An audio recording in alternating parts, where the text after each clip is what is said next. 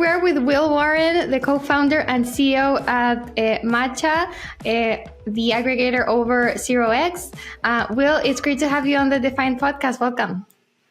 Thank you, Camila. Happy to be here.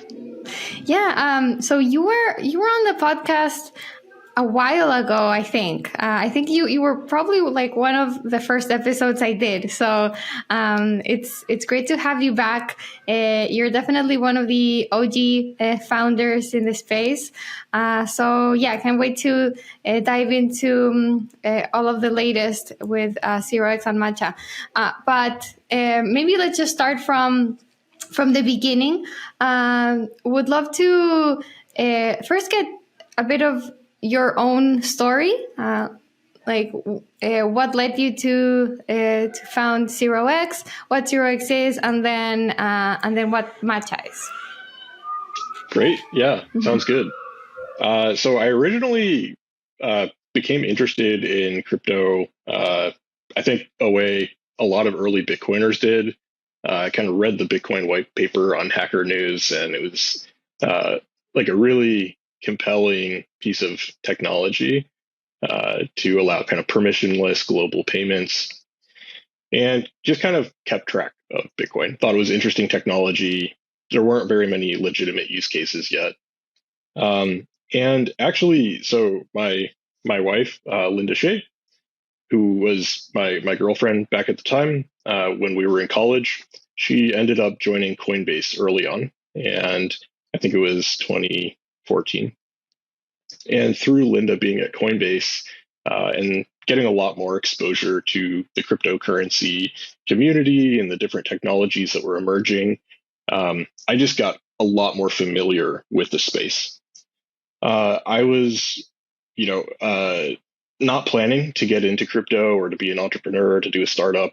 I was originally planning to do like academic research. I was getting a PhD at UC San Diego. And when Ethereum came out and I learned about Ethereum, it felt like the most important, invention since the internet.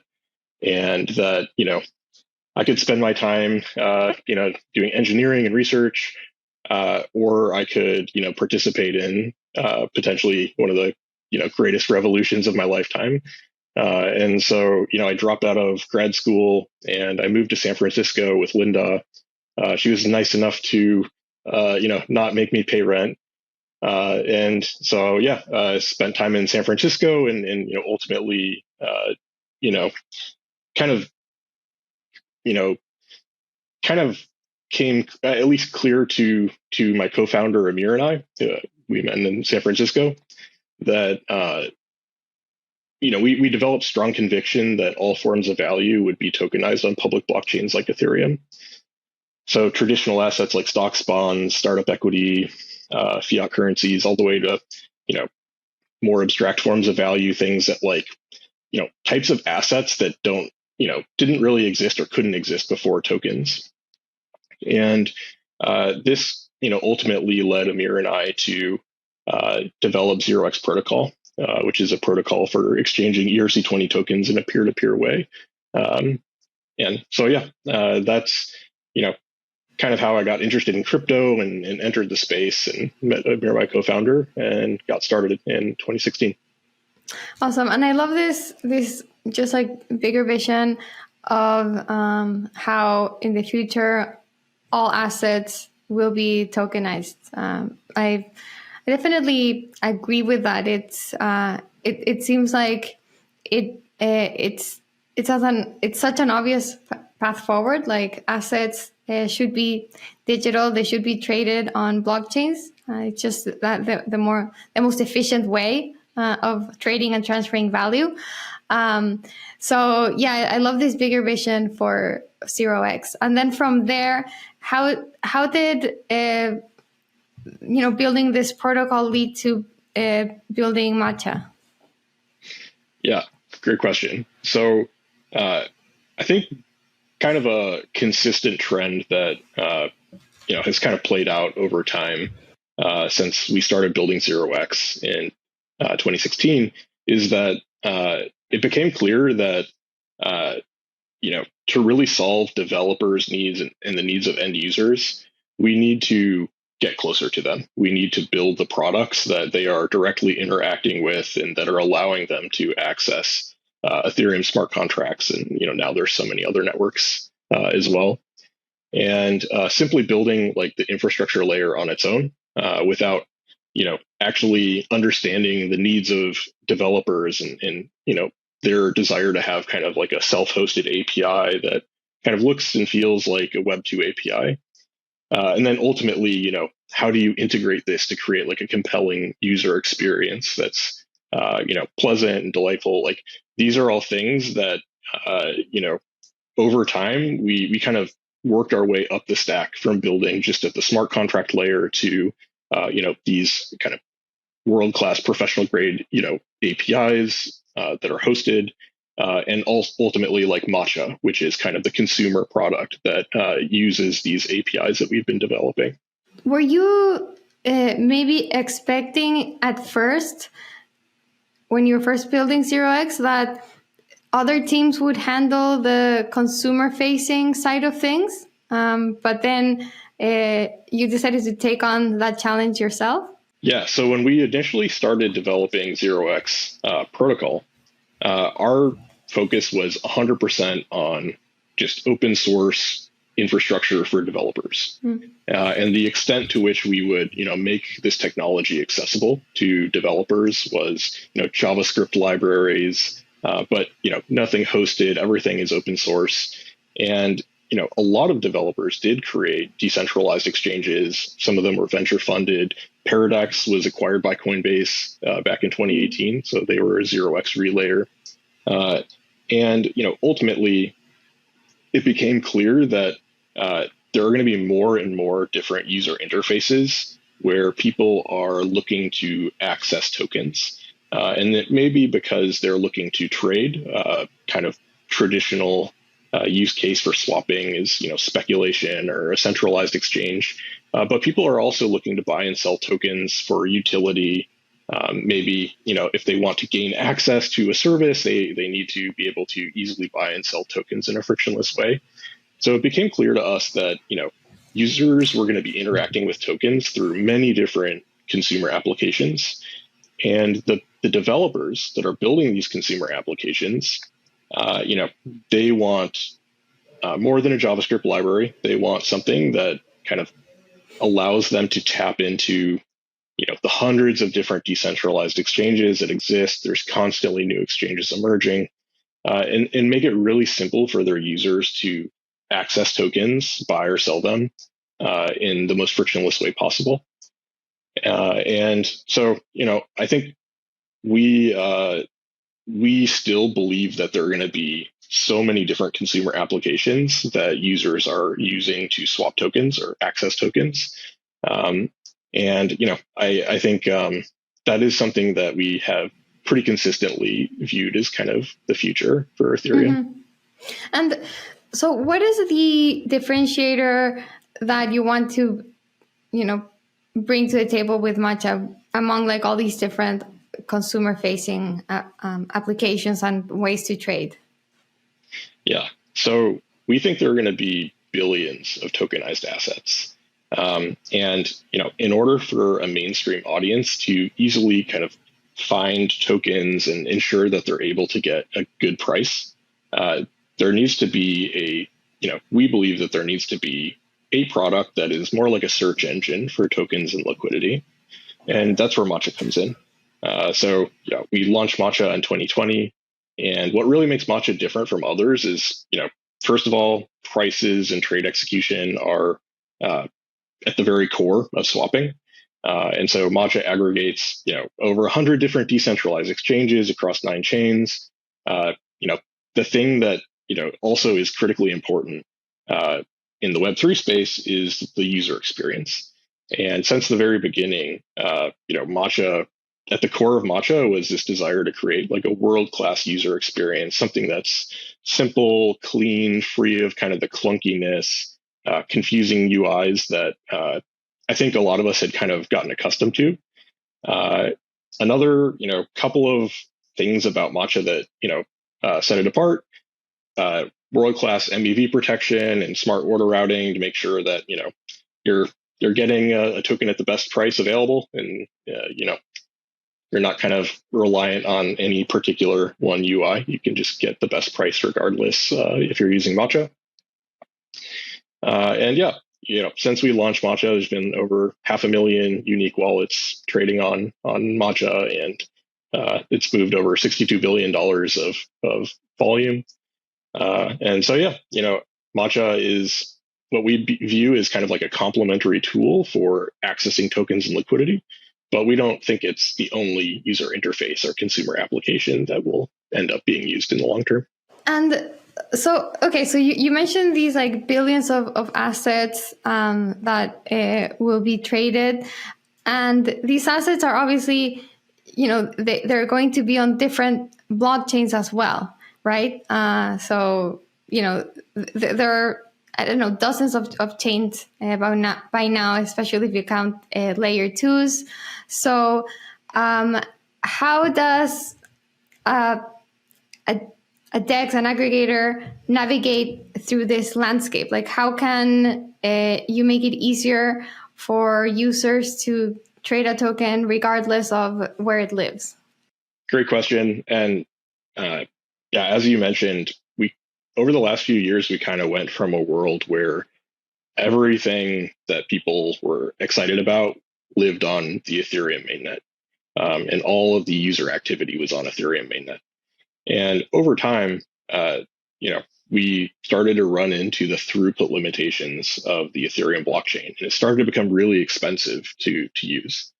And this has, more recently, I think kind of the congestion and the demand for use has really pushed users to expand to other Ethereum virtual machine, blockchains, layer 2 networks like Arbitrum, Optimism, as well as like other EVM layer 1s. And, this is a necessary, kind of necessary for our space to scale and support, tens of millions of users versus, maybe a few million people that are using DeFi today. And one of the problems with going multi-chain, so the benefits of multi-chain, more users can enter the space. Using some of these DeFi applications becomes more affordable, less costly to use some of these networks. The downside is that now you have all of these different markets that are fragmented on different networks, and the price that you may, be able to purchase or sell a token at really varies depending upon, which network you're located on, that your wallet is located on.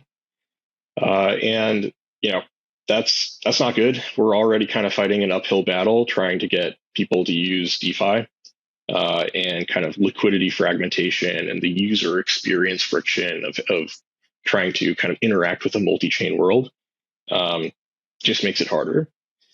So that's why we're really excited to be launching cross-chain swaps with Matcha. We want Matcha to play a central role in onboarding users to the DeFi world and making tokens really accessible and good pricing, easy to come by. And so, Matcha, super exciting. Matcha is now supporting cross-chain swaps. You can trade from any token on one blockchain to a different token on another blockchain.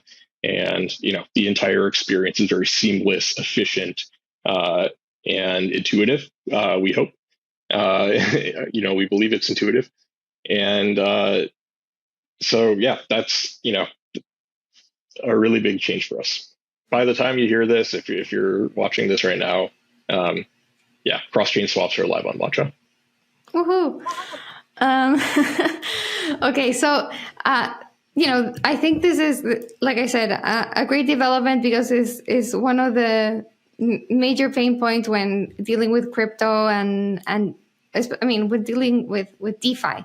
This really painful hurdle of bridging or having multiple wallets to trade assets. So it's great to be able to do it all in one place. But you mentioned this challenge of having fees be similar or the same across chains. So how did you deal with that?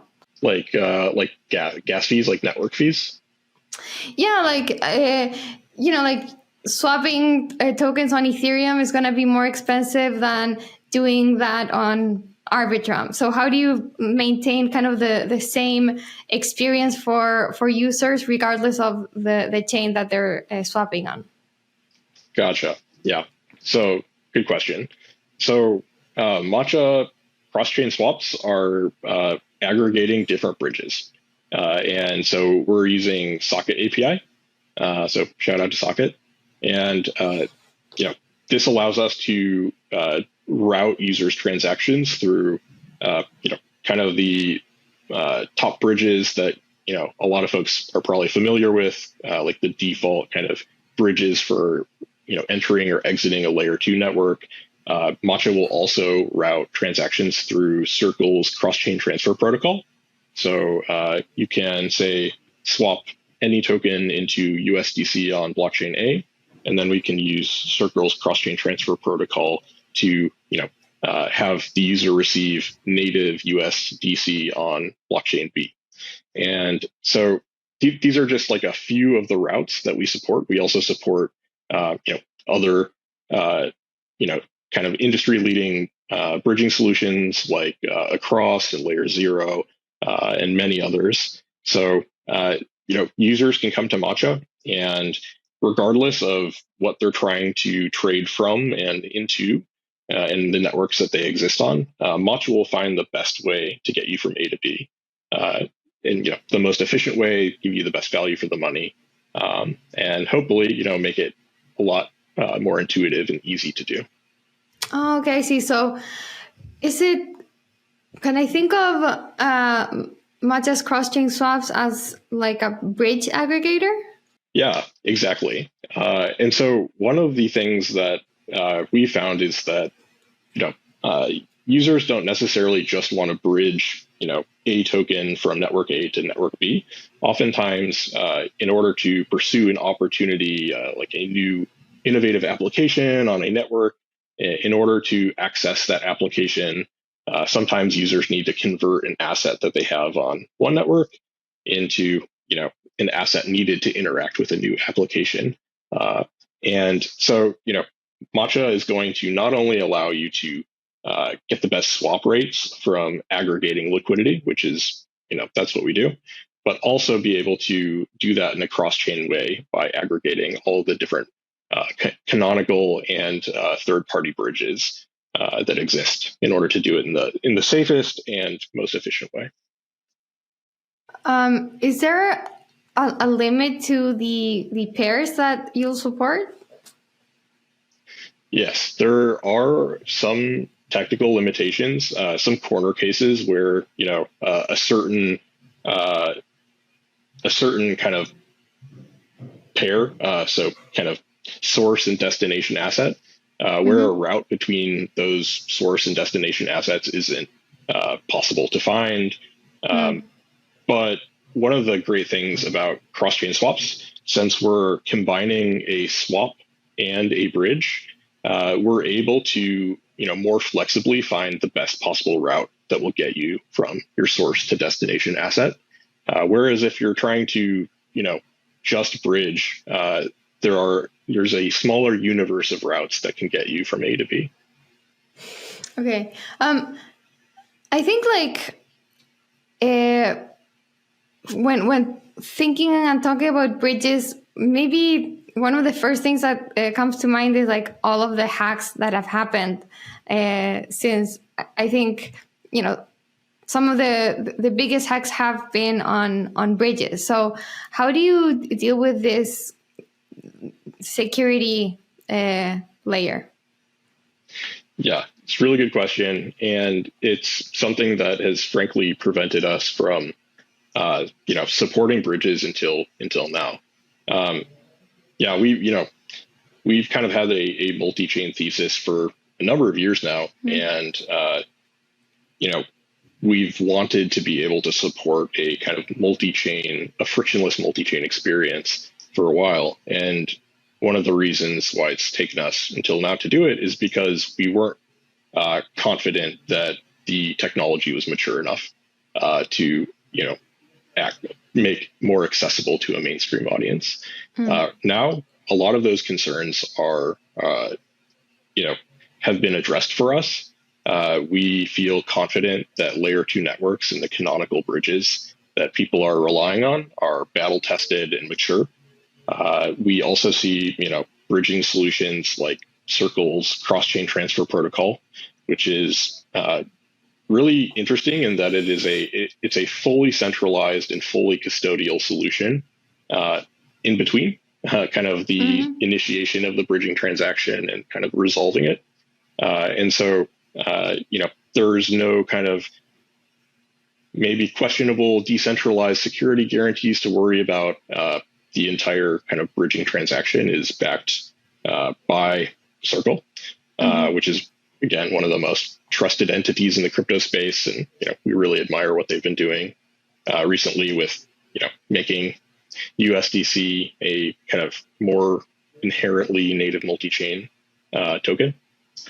And yeah, there are also, other bridging solutions that, in our judgment have reached the point of maturity where they're ready to be used. One of the great things about, the way that we have, architected things is that users will not be vulnerable to individual bridges being hacked. So, you're never holding a kind of bridge token that, if kind of the underlying is drained or there's a hack, you wouldn't be able to redeem, your bridge token for the underlying. We, encourage users to always, only hold native tokens in their wallet. So, I think the bridge space is still maturing, but we're quite comfortable with the set of bridges that, users are going to be able to access through Matcha. So are you taking that risk? Like, are you holding the bridge, you as in like Matcha holding the bridge tokens for the user, like when they swap? No. So actually, we're ensuring that every transaction is atomic. There's no, at no point in time is the user really giving up custody of their assets, except in the case of cross-chain transfer protocol, where, their USDC is burned on one chain and then minted on another chain. But the user is never in a position where they have assets that are deposited into a bridge contract or that are more or less, dependent on a bridge remaining secure, unless they, intentionally choose to purchase bridge tokens that may have those properties. Nice. And what about, what made you more confident that bridges are ready? Was there like a specific like technological development, or was it just like, okay, like they've been around long enough, like handling enough volume that you feel okay using them now? I think part of it is that there has been more time for what was, a relatively untested technology that wasn't being used at scale to, over the years, now being a critical, bridges, whether they're native bridges or non-native bridges, they have become a critical tool in users' toolkit in order to navigate Web3 and to not be kind of constrained to one network. And this is a trend we think is going to continue. We think users are going to be interacting with multiple networks and have their assets, needing to be able to move their assets frictionlessly between them. And so, at this point, we're confident that the technology is more mature. It has been used by large numbers of users at decent scale at this point. And, users need them. users need the ability to kind of be chain agnostic, and so the time has come. Nice. And speaking of that, is this solution exclusively for EVM chains? Like, which chains are you supporting now? Yeah. So we are launching with support for 7 different networks. So Ethereum, Optimism, Polygon, Arbitrum, Avalanche, Base, and BNB Chain. Do you think you'll be able to support non-EVM chains in the future? Yeah, actually, definitely. So there are a number of pretty mature and battle-tested bridging solutions that support Solana as well. I know there are also solutions that allow users to access Bitcoin on the EVM chain. Right now, our priority is supporting the Ethereum ecosystem and the different EVM chains. But yeah, I mean, we've been closely following other ecosystems like Solana for a long time, and we are excited about the traction that they're seeing. Nice. So I think this kind of narrative that you're highlighting by just making a huge bet on multi-chain trading is so interesting, because I remember when these bridge hacks were happening, it seemed like every other week there was there were a lot of questions in this space about whether this theory about the future of there being multiple blockchains and users being able to transact seamlessly among them, which was kind of consensus at one point, was like very much questioned when those hacks happened. And then there were a lot of like big voices in the space just arguing for a single chain, or maybe maybe there would be like just like a couple of chains, but arguing that like the multi-chain dream was dead. So it's interesting to see that you're just like very bullish on this vision again. Yeah, I think a really good blog post that I think gets at what you were mentioning. So I think Vitalik wrote a blog post called "Multi-Chain versus Cross-Chain," or "Why the Future is I think so. Multi-Chain, not Cross-Chain," and it was a really interesting argument. And yeah, I think kind of the gist of it, and let me know if my understanding's not accurate. My understanding was that Vitalik felt that there would be many layer 2 networks that are all kind of plugged into the same consensus layer, and that this is kind of the most secure model for multi-chain to have kind of a shared security layer, and that kind of sovereign networks that have their own consensus and aren't rooted in Ethereum pose really significant risks. There are systemic risks created by these could be like called bridges. And therefore, he was more optimistic, pun intended, about kind of roll-ups and the sort. I don't know. Yeah, I don't know if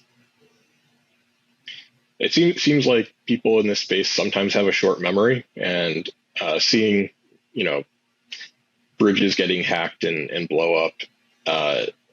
I don't think it has reduced the demand to be able to access different networks. But yeah, I don't know. It'll be interesting to see how things play out, how Ethereum scales, whether it's kind of roll-ups and kind of a layer 2 centric approach, or if sovereign networks with their own consensus will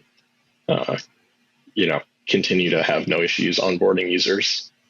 Yeah, no, it is super interesting. Yeah, and I think you're right. I remember that blog post. He was arguing for, this future where it seemed like blockchains will be their own universe, or their own like separate silos with their layer twos, but there wouldn't be much communication between those ecosystems because he was saying bridges aren't very safe. But in theory, maybe. But you're right. Like in practice, people do want to transact in many different chains. So I think hopefully these bridges are mature enough to allow that, because I think that's the user experience most people are looking for. Yeah, I agree. Yeah, I think folks want a seamless multi-chain experience where everything just is very simple. If you want something on a different network than you're currently located on, you simply, swap from A to B, and it works and it's safe, and you don't have to worry about which bridge you're using or if you're getting a good price. And that's what I think that we've, or at least, we've made really good progress towards achieving that with Matcha. And it's going to continue to improve with more seamless kind of cross-chain experience.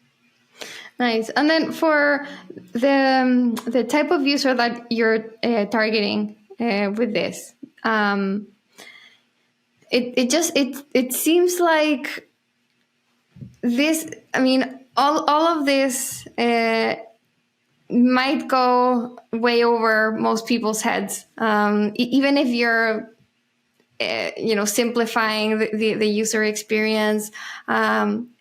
I don't know. It seems like for now we're dealing in a bit of a bubble, or like an echo chamber of degens, or like more crypto natives at this point in DeFi. Do you view this solution as being for them, and then maybe I don't know, like in the future, more mainstream users will be able to access it, or how can you get more mainstream users to be comfortable enough to be transacting on many different blockchains?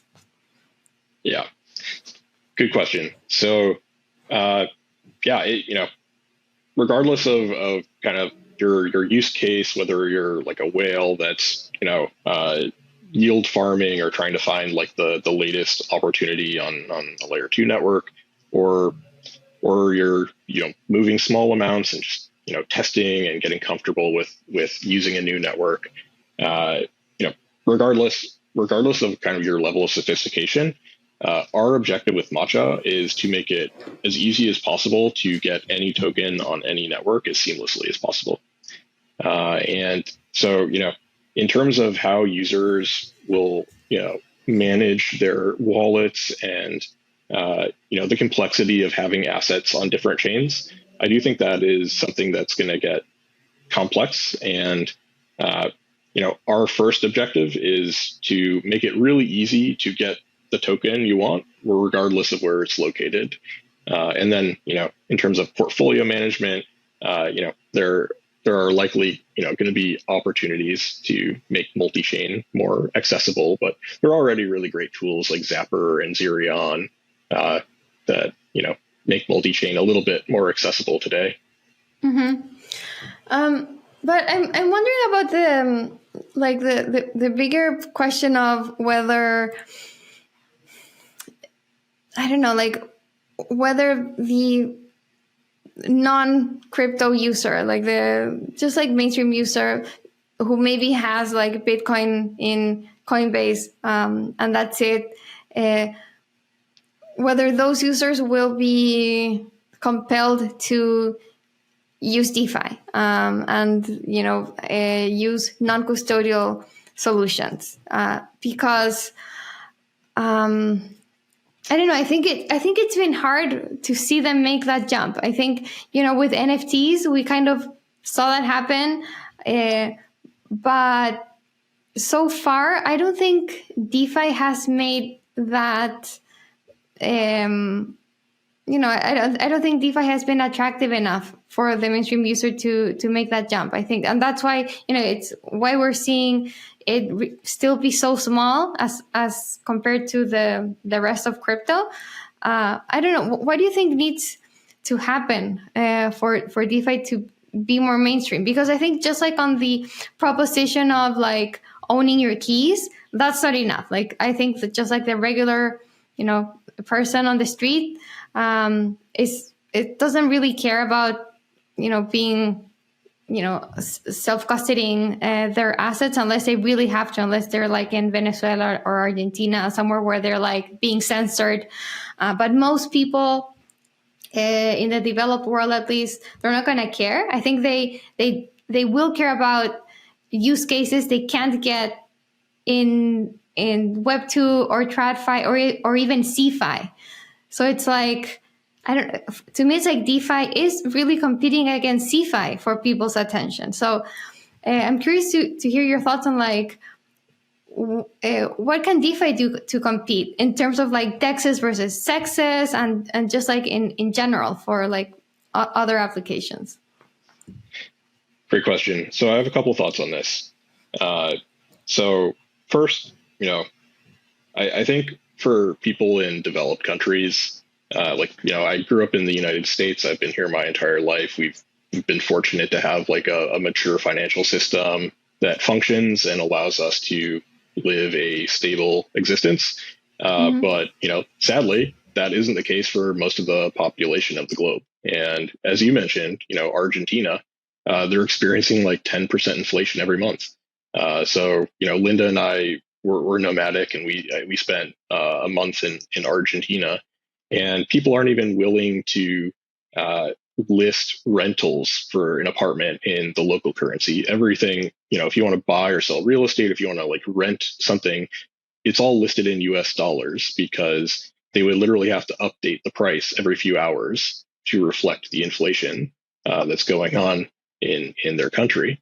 And so I do think, crypto plays a really important role in serving as an equalizing force for the world.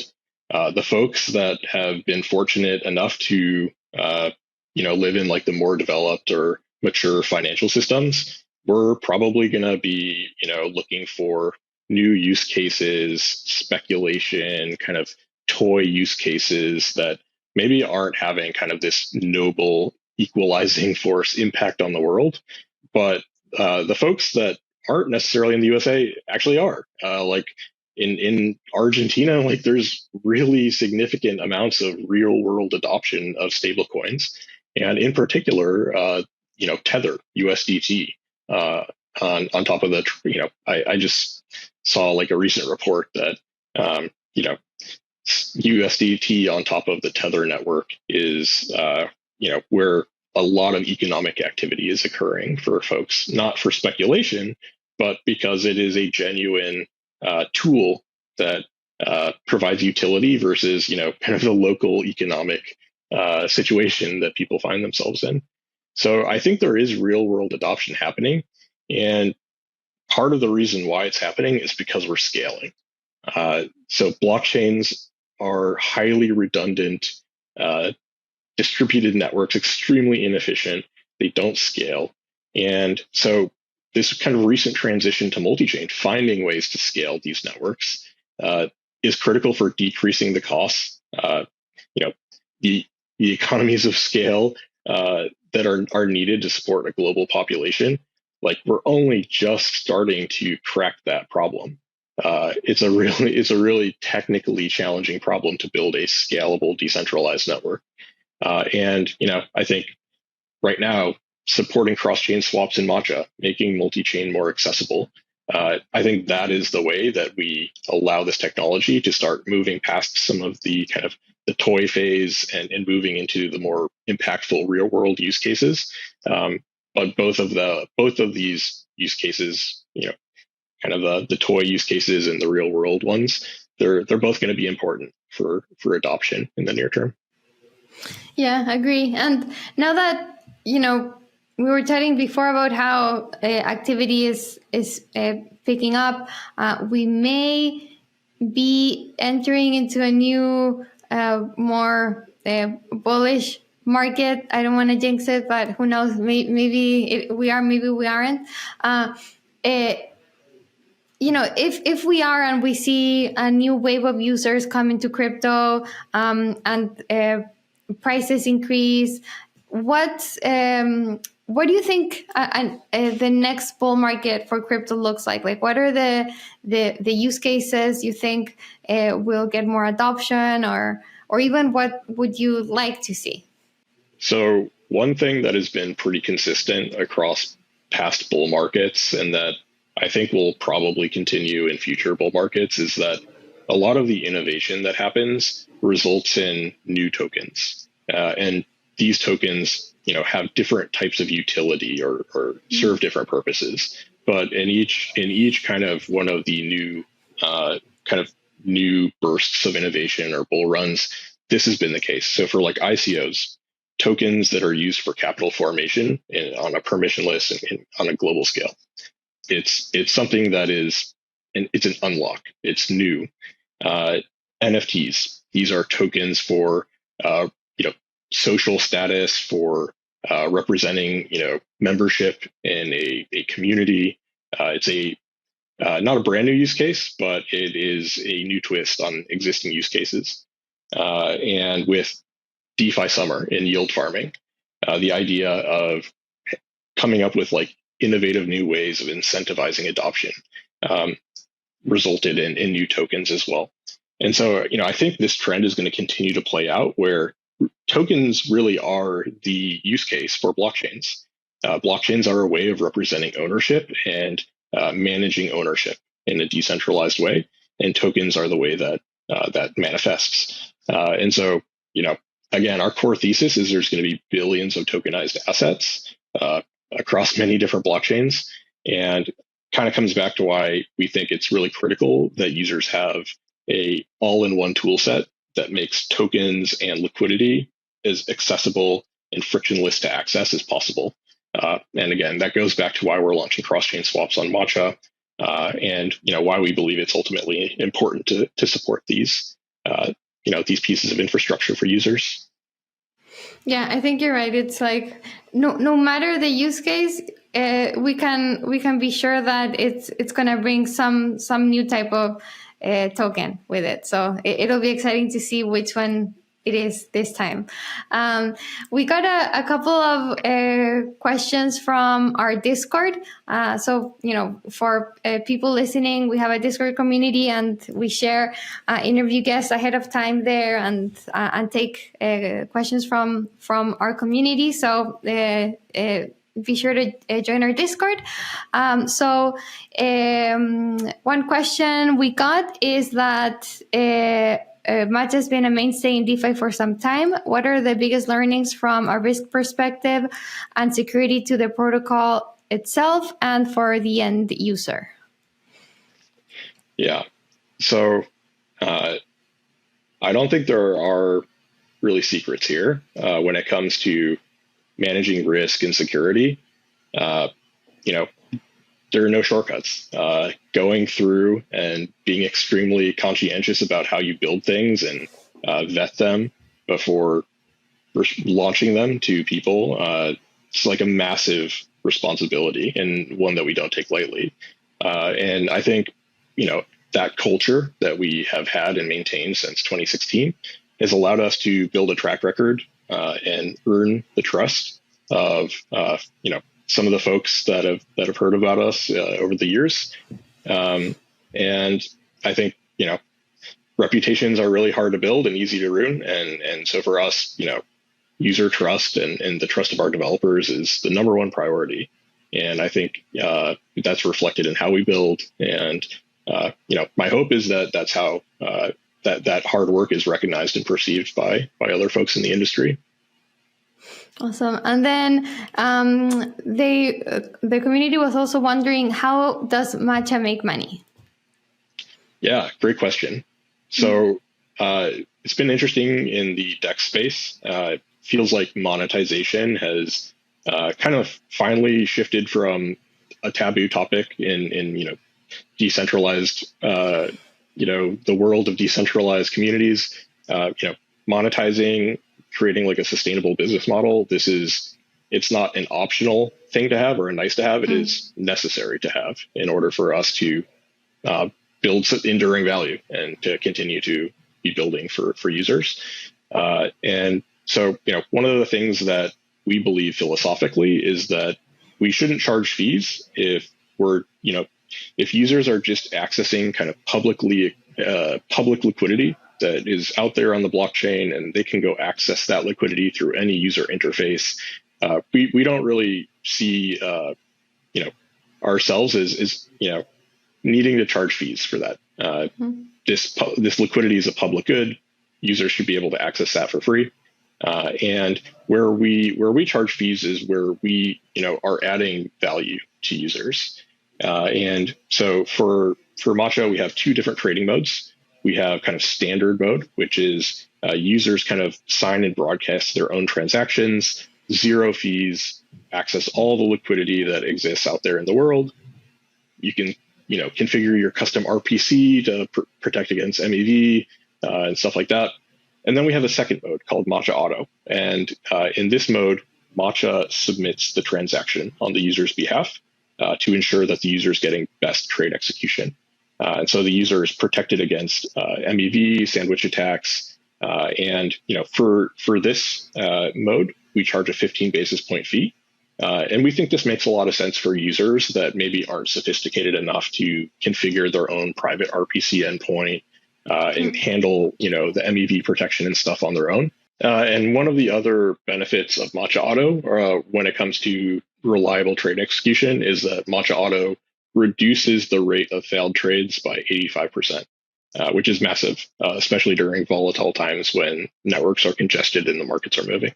So, in this, kind of philosophy of, if users are accessing a public good, we don't charge for it. If there's a way that we can provide additional value to users and they opt into it, then, we'll charge a fee.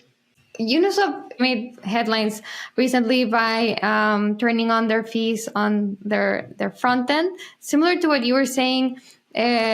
So using the protocol itself, obviously, there's no fee for that yet, but for the interfaces. But how is that different from what you're doing? I think Uniswap is charging a fee for any swap, and I think what you're saying is you make a bit of a distinction there of like for which transactions you are charging, right? Yeah, exactly. Yeah. So for standard swap, 0 fees. So it's still aggregating all the liquidity that exists, both public liquidity and proprietary RFQ liquidity. All of that is kind of combined together, and users pay 0 fees to Matcha. And then for Matcha Auto, we provide all of that, but we also ensure there's really high quality trade execution and a more reliable experience for folks that are maybe like a little bit less advanced, but want all the benefits of advanced tools. And for that, we'll charge a 15 basis point fee. I think this kind of business model discussion is so fascinating. Because there's been like this question of like, how do you monetize building open source systems? And it looks like this is becoming a feasible way of doing that, right? It's like, okay, you develop the open source protocol and that's free. But then the interface, like the user-facing app on top of that is where projects and startups can monetize the underlying protocol. Do you think that's right? It seems to be the trend. And, I think,